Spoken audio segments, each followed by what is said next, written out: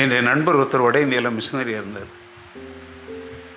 அவர் railway ஸ்டேஷனில் நிற்கும்போது அவர் ஊழியக்காரர் இந்த பைபிள்லாம் படிச்சுட்டு நிற்கிறத பார்த்து ஒருத்தன் யோ உனக்கு வேறு வேலை கிடையாது, இங்கேயும் தோத்திரம் போட்டுக்கிட்டு அல்லையா போட்டுக்கிட்டு பைபிள் படிச்சுக்கிட்டு இருக்கிறியா, வேலை ஏற்றவன் அப்படின்னு திட்டுறான்.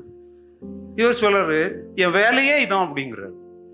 அவன் சொல்ல உனக்கு வேறு வேலையே கிடையாதா அப்படிங்கிறான். இவர் சொல்கிறேன் என் வேலையே இதான்ப்பா. அவனுக்கு புரிய மாட்டேங்குது. யோ ரயில்வே ஸ்டேஷன்ல உட்காந்து பைபிள் படிச்சுட்டு உனக்கு வேற வேலை இல்ல? இவர் சொல்றாரு இதுதான் என் வேலையே, ஆண்டவரை துதிக்கிறது தான் என் வேலையே. அப்ப அவன் கேட்கிறான் அப்ப சோறு எப்படி திங்கிற? அப்போ அவர் சொல்றாரு உட்கார் நான் சொல்றேன், ட்ரெயின் வர்றதுக்கு நேரம் இருக்கு. இப்ப பேச்சு அவன் கோபத்துல உனக்குலாம் வேற சாதாரணமா கேட்கிறான் அவன். இவர் சொல்றாரு இதுதான் என் வேலையை பாருங்க. அந்த இடத்துல ஆண்டவர் கொடுத்த வார்த்தை அது. அப்போ அவன் சொல்றான் இது என்ன பைபிள் படிச்சுட்டு தோத்திரம் சொல்றதுதான் உன் வேலையானா? ஆமா இதுதான் என் முழு நேர வேலையேன்னு சொல்றாரு. அப்போ அவன் உட்கார்ந்தான். இது என்ன ஸ்தோத்திரம்னா இல்லையானா என்ன அப்படின்னா அது ஆண்டவர்கிட்ட பேசுறது. அப்படின்னா ஆண்டவர் எங்க இருக்கிறாரு? அவர் சொல்றாரு என் உள்ளத்துல இருக்கிறாரு. அது எப்படி உன் உள்ளத்துல வந்தார்? கூப்பிட்டேன் வந்தாரு. எப்படி கூப்பிட்ட?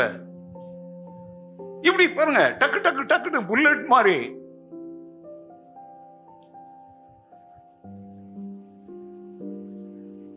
அப்பதான் அவர் சொன்னாரு இந்த உலகத்துல ஆண்டவரை துதிப்பதுதான் என் மூச்சு. நான் மூச்சை உள்ள இழுக்கும் பொழுது இது தமிழ்காரங்களுக்கு தாங்க பொருந்தும், எல்லாருக்கும் பொருந்தாது. நான் மூச்சை உள்ள இழுத்தாலும் மூச்சை விட்டாலும் எனக்கு யார் தான் இயேசு. என் மூச்செல்லாம் நீர் தான் ஐயா, என் பேச்செல்லாம் நீர். இதையா என் வாழ்க்கையே. அதனால நான் ரயில்வே ஸ்டேஷன்ல உட்கார்ந்தாலும் பைபிள் படிப்பேன், ட்ரெயின்ல போனாலும் பைபிள் படிப்பேன், ட்ரெயின்ல போனாலும் ஜெபம் பண்ணுவேன். அவன் அங்கேயே ஆண்டவரை ஏத்துக்கிட்டான். அதுல என்ன சவால் என்ன நடந்துச்சுன்னா, அப்ப நீ ஆண்டவர்கிட்ட பேசுறியா அப்படின்னு கேட்டான். இவன் என்ன பேசுறியா? இப்போ ஸ்டேஷனுக்கு பெட்டியை தூக்கிட்டு வரும்போது கூட என் வீட்டுல அவர்கிட்ட பேசிட்டு தான் வந்தேன் அப்படின்றோம். நம்ம ஆள் சொல்றாரு எப்படி பேசுன? வாயத்தரன் தான் பேசுன. என்ன பேசுன? இவர் என்ன ஜெபம் பண்ணாரோ அதை சொல்றாரு.